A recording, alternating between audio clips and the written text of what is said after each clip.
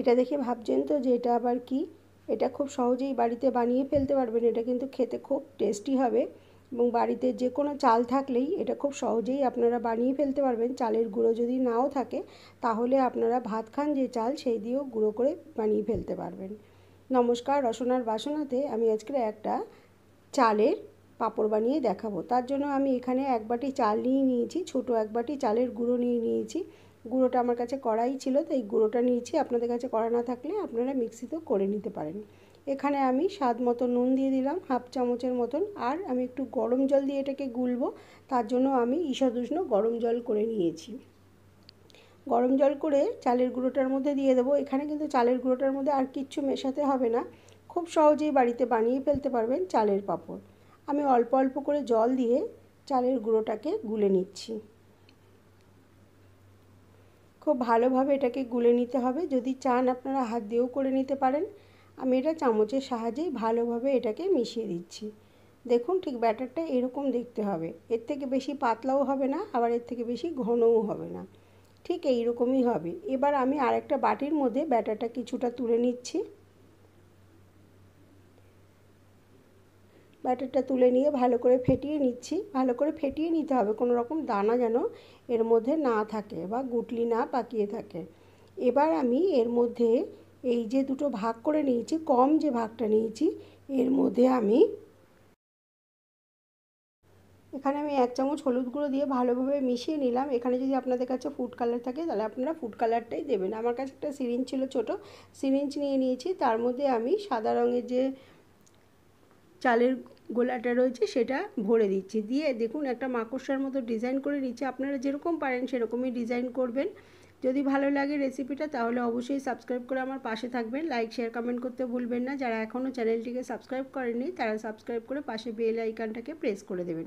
এবার একটা গ্যাসের উপর কড়াই বসিয়ে দিয়ে গরম জল করতে দিয়েছি, তার উপর একটা ঝাঁঝি বসিয়ে দিয়েছি, ফুটো ফুটো থালা, তার উপরে এই প্লাস্টিকটা সমেত দিয়ে দিলাম। প্লাস্টিকটা কিন্তু কোনো রকম গলে যাওয়ার ভয় নেই, আপনারা ভয় পাবেন না। প্লাস্টিকটার গায়ে যদি হালকা করে তেল লাগিয়ে দেন তাহলে খুব সহজেই উঠে যাবে। আবার অনেক সময় এমনিও ঠান্ডা হলে খুব সহজে উঠে যায়। যদি না ওঠে তাহলে হালকা করে প্লাস্টিকটার গায়ে একটু তেল লাগিয়ে দেবেন, তাহলে দেখবেন খুব সহজে উঠে যাচ্ছে। এটা বেশিক্ষণ হতে সময় লাগবে না, কয়েক সেকেন্ডের মধ্যেই এটা হয়ে যাবে।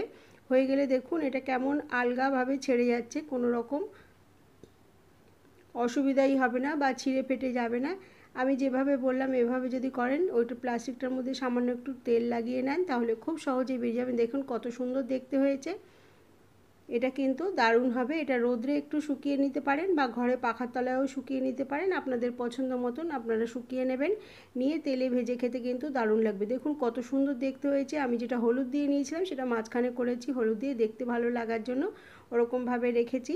এবার এটাকে আমি রোদ্রে শুকিয়ে নেব। রোদ্রে শুকোনোর পর দেখুন ঠিক এই রকম দেখতে হয়েছে। এখন যা গরমের সময় রোদ কয়েক ঘন্টা রাখলেই এটা শুকিয়ে একদম তৈরি হয়ে যাবে। এবার গ্যাসে এটা যেদিন বানাবেন সেদিনই খেতে পারবেন, সকালে বানালে বিকালেই খেতে পারবেন। গ্যাসের উপর একটা কড়াই বসিয়ে দিচ্ছি, তাতে খুব সামান্য তেল লাগবে, খুব বেশি তেল দিতে হবে না, সামান্য তেল দিয়ে এবার এটাকে আমি ভেজে নেব। তেলটা একটু ভালোভাবে গরম হলে এবার এর মধ্যে আমি পাঁপড়গুলো দিয়ে ভাজতে থাকবো। তেলটা খুব ভালোভাবে গরম হয়ে গেছে। এবার দেখুন এর মধ্যে আমি পাঁপড়গুলো ছেড়ে দিচ্ছি, দিয়ে একটু ভেজে নেবো ভালোভাবে, উল্টে পাল্টে ভেজে নেব, ভেজে তুলে নেব। দেখুন ফুলে কতটা বড় হয়ে যাচ্ছে। এগুলো বেশি বড় বানালে বেশি তেল লাগবে, ছোট ছোট বানালে খুব অল্প তেলেই এটা ভাজা হয়ে যাবে এবং মুচমুচে হবে, দারুণ হবে খেতে। এটা সন্ধ্যাবেলা স্ন্যাক্স বা যদি আপনারা ডাল করেন ডালের সাথেও দুপুরবেলা ভাতের সাথেও খেতে কিন্তু দারুণ লাগবে। এটা খুব সহজে এবং চটজলদি হয়ে যাবে। সকালে বানালেই এটা বিকালে আপনারা খেয়ে নিতে পারবেন এবং যদি রেখে দিতে চান তাহলেও কৌটোয় ভরে রেখে দেওয়া যাবে, কোনো রকম অসুবিধা হবে না। দেখুন ভাজা হয়ে গেছে, ভাজার পর এই রকম ঠিক দেখতে হয়েছে। আজকের রেসিপিটা এই পর্যন্তই। সবাই খুব ভালো থাকবেন, সুস্থ থাকবেন। আবার দেখা হবে অন্য কোনো দিন অন্য কোনো নতুন রেসিপির সাথে।